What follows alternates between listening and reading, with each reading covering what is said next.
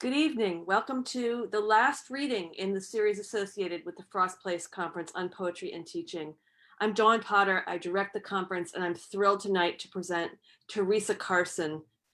Teresa holds an MFA in poetry and an MFA in theater, both from Sarah Lawrence College. She is the author of 4 collections of poetry, Elegy for a Floater and My Crooked House, both from Cabin Carey Press. And the last was a finalist for the Patterson Poetry Prize, as well as the Congress of Human Oddities and A Visit to an Extinct City, both from Deerbrook Editions. Her most recent book is Visit to an Extinct City, and it's the first book of 5 in her Argument of Time series. She lives in Florida, where she co-curates 2 programs aimed at fostering cross-disciplinary collaborations and putting art into public settings, the Unbroken Threads Project and Art in Common Places. Welcome, Teresa Carson. Well, thank you, Dawn. And I can't tell you what a joy it is to be back with the Conference on Poetry and Teaching community. Thank you, Dawn. Thank you, Modell. Thank you, all the participants, for welcoming me back.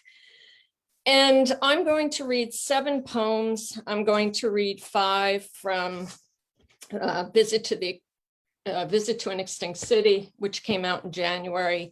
And then I'm going to read 1 each from the next 2 books in the series. But I have to give you just a little bit of background before I start.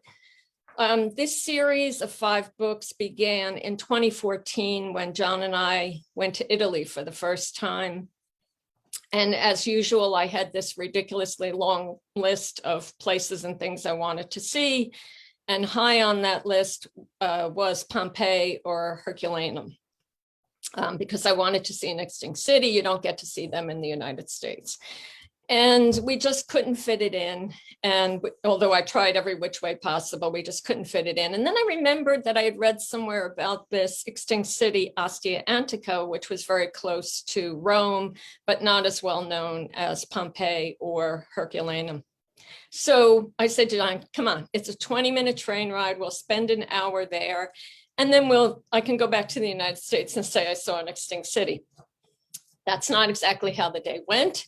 The minute I walked into the Porta Romana, which is the entrance to Ostia Antica, the way I can explain it is that everything in the place started talking to me. And I had some kind of, for lack of a better word, visionary experience. By the time we came back to the United States, I already knew there were going to be 5 books. I knew the titles for them, although the 4th title has changed a little bit. I did not know the contents at all. I also knew that they were all going to be both in Italian and in English. So that's the history that we can talk about a little later if you want. But the first 5 poems are going to be from Visit to an Extinct City. And at one point, my handsome assistant, John, will come in and help me read one of the poems. 2. After paying our fees, we hurry past the necropolis, heeding advice in a popular guide. Don't waste time looking at graves if you want to fit it all in the time allotted. At first, we follow numbers on the map, sequence of great importance at this point. At first, sound out inscriptions and joke about our dead ancestral tongue.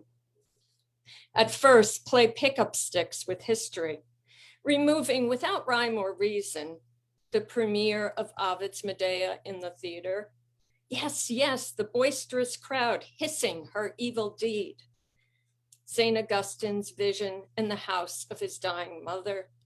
Yes, yes, they were standing at a window.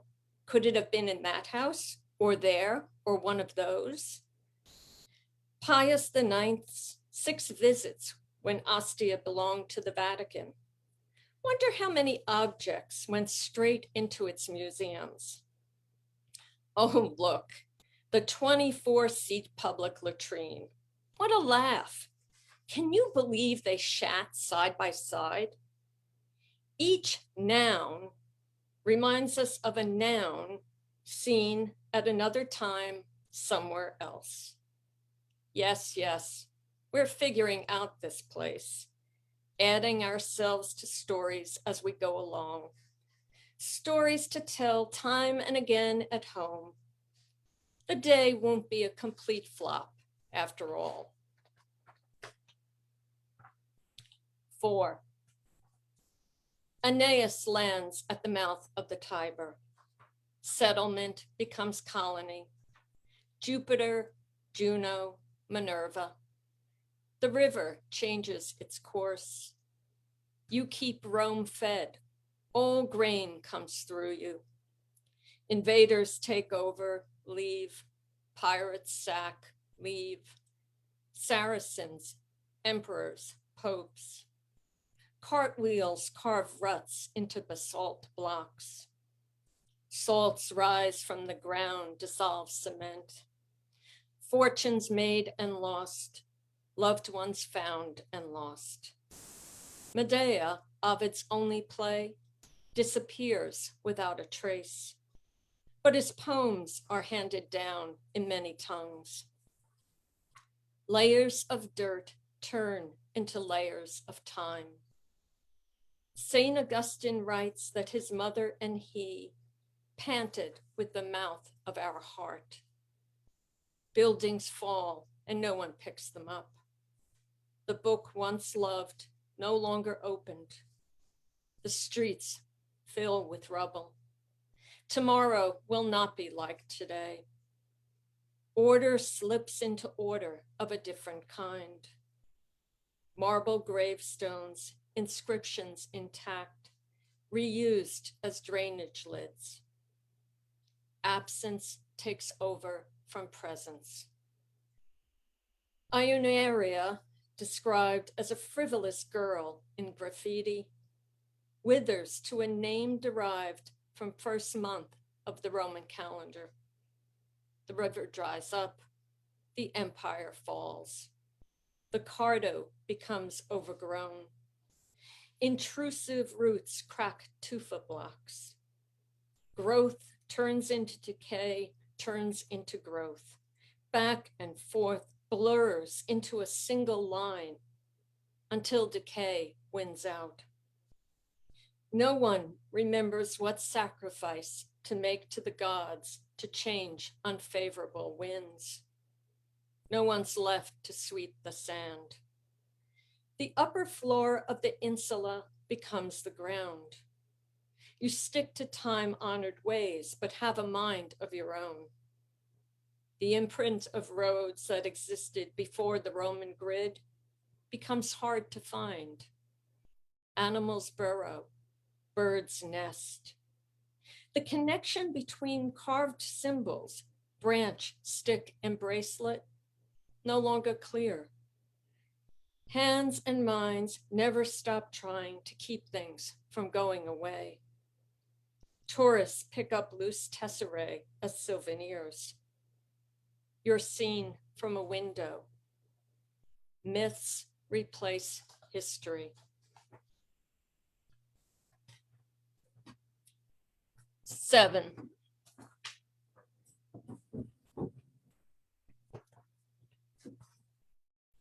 Silence. 7. Glitch.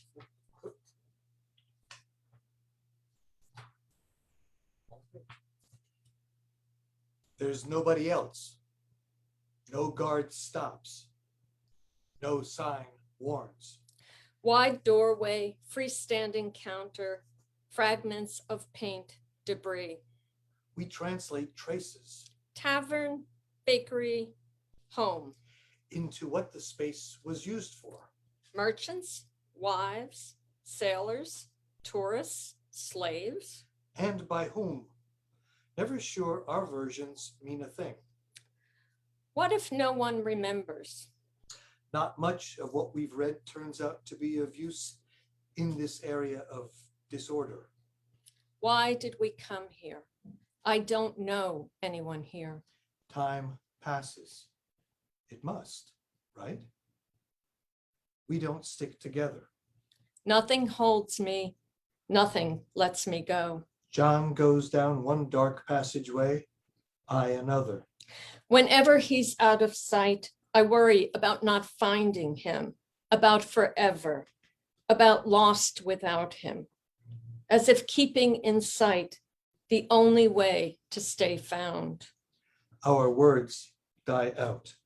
I lose track, dozens of left or right, all the roofless rooms, so much sky to daydream, too much guesswork, the endless watching for. For in the blink of an eye. I don't know. 9. Afternoon sun lets nothing hide. It shines on things as they are, as if time didn't exist around them, as if one moment were as good as the next. The past stands still beyond its reach. It cannot bring the dead back to life. It cannot undo what has been done or not done. How old looks up close. I didn't expect so much dust, so much not there-ness of years past. Little of the lives lived in this city lasts in its remains. Details, colors, and forms have returned to what they were before they were. Fragments of do not reveal the meaning of. The knowable has become quickly or slowly unknowable. Real importance reduced to words about importance. What has happened cannot predict what will. Nothing in this place not unaltered. Each layer built over past and under future. Shovels and screens can't excavate the heart. What's beneath will not be forced to show. This is not the world we walked in our expectations. Absence grows here. This is all there is. What I want to see is gone. What I want to see refuses to take no for an answer, refuses every emptiness. Even so, what I want doesn't matter.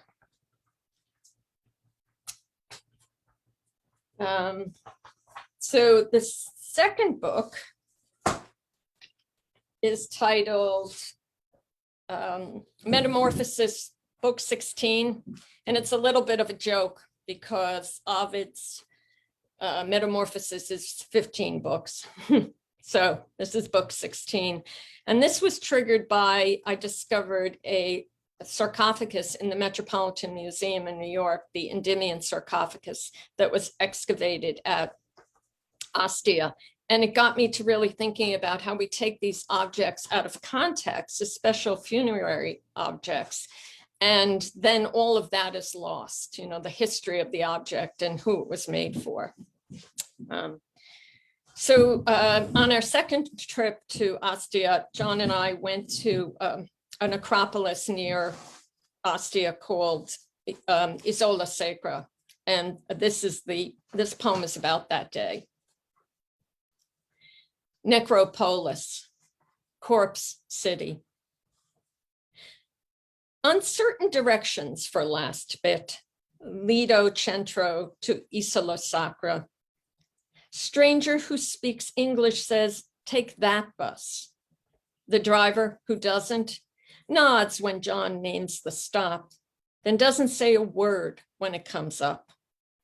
Luckily, John remembers ring bell before water tower. Dropped off in middle of divided road. Cross and head straight. Isn't that what we read somewhere? On hand-painted sign at intersection, left arrow under an acropoli, points down dirt road. Is this the right place? Is anyone here? We ring the bell on gate that gives no clues to what's beyond. From the far end of yet another extant piece of ancient Via Flavio Severiana, Pasquale raises and slightly waves his cane. 3 dogs, black, white, tan, flank him. Our presence does not change his measured pace.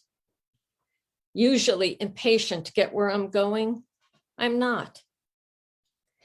He signals for us to sign the guest book, then disappears. No arrow points away. 2 dogs act as if we living are of no import.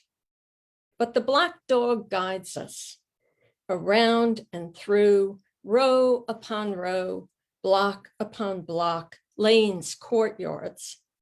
He wanders, marks opus reticulatum walls with P, as we descend to smelling of deep earth dark. In someone else's past, a community of remains, whose names were once called out by loved ones with memories. Now chambers of empty niches, mold-eaten frescoes, unintelligible marble fragments of what wasn't worth the trouble to loot, of what survives when much has been removed. Burden of gone, tomb after tomb, powerless to bring back a single thing, I, heavy-hearted, rest beside an offering hole. Suddenly in that scarcely noticed pause within a breath, the landscape's dense with shades, transformed and nameless, yet intact, too light to see, yet there. At once, I unexpectedly feel light. In the end, Pasquale hands us plums, plucked from trees behind the tombs. I save one as memento, but it bursts in my purse. Its juice stains papers filled with notes from the day. His offer to drive us to Lido Centro makes our return trip far less complicated. Afterwards, I'm giddy, laughing without constraint at doors which, as the train prepares to leave a station, slam shut open 3 times before giving in, before smoothly, quietly closing, then staying closed so we can continue on. And the last poem is the last poem in the 3rd book. My handsome assistant is going to come back for this. The title of the 3rd book is Time Out of Joint.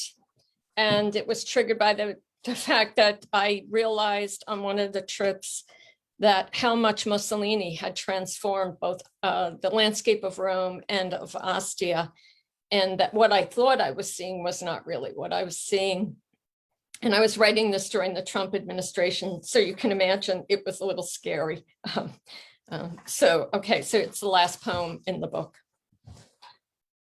I never think of myself in the same place as Hitler, but that's the case now, because the train to Ostia departs from Roma Ostiense, where he arrived for a state visit on May 3rd, 1938. Eager to find a personal recollection rather than rely on newsreel footage or on what historians subsequently wrote, I searched the internet for hours without much luck. Matters. Most accounts describe thousands of flags, Italian and German, all over Rome, and crowds eager to catch a glimpse of over-the-top pomp and ceremony. I dug and dug until this turned up. Who? That sudden encounter with the triumphalism of the regime and of a capital overcoming its traditional inferiority with respect to Germany left my fragile youth with my heart in my throat. I believed in everything. Tells the story. It On the 50th anniversary of Armstrong's walk, my friend, born in 1984, rhapsodizes about how the world united when he stepped onto that magnificent desolation, how it was a moment for all mankind. Matters. I destroyed my June to October diaries. Why? Who knows? So can't say with certainty I watched it live. Yet do remember my world felt fraught with threats. Cold War, abstract but real. Who? Vietnam footage on nightly news, 11,616 dead in the past 12 months. My rape a week or two before. And though Manson and Altamont were afterward, Tells. in my head, they're from the same time in my life. When I try to tell her, despite Cronkite's tears, even Americans weren't united, she insists, based on her readings, you're wrong. Suddenly, I see. July 20th, 1969 is part of me, and I was part of it. But time has already erased me from The story. that will remain for others to find. Thank you.